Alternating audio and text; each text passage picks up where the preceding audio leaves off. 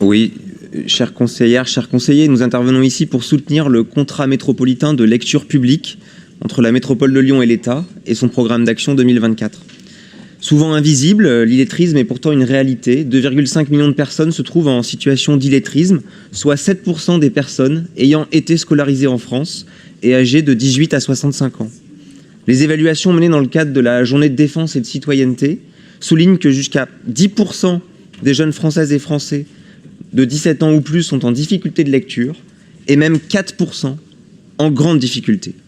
Agir sur le déploiement d'outils pour favoriser la lecture est donc primordial, mais le réseau des bibliothèques et médiathèques sur tout le territoire relève aussi des derniers bastions des espaces non marchands dans lesquels les citoyens peuvent se retrouver librement. Ce sont des espaces de répit et de repos pour bon nombre de personnes en difficulté. Ces lieux de quasi-gratuité, et on peut s'attarder pour féliciter la ville de Villeurbanne de rendre complètement gratuit l'accès à sa médiathèque. Ces lieux de quasi-gratuité donc sont des lieux ouverts qui jouent un rôle social majeur en sus de leur rôle culturel. Nous tenons à souligner l'importance de l'axe sur l'utilisation responsable du numérique et du rôle éducatif majeur que notre société doit effectuer auprès de la jeunesse notamment, en particulier la toute petite enfance, mais aussi des adultes sur un usage pertinent et raisonné du numérique.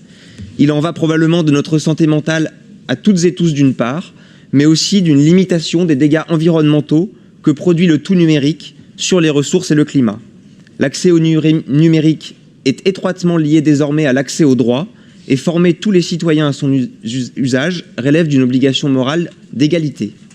Et quand le réseau des médiathèques s'associe au réseau des jardins partagés, cela donne par exemple le samedi 20 juillet 2024 une séance de lecture sous les arbres au Potaquin, le jardin partagé du Tonkin, avec enfants et adultes. Eh bien, multiplions ces temps d'échange et de partage pour créer un langage commun et faire société tous ensemble. Je vous remercie. Merci.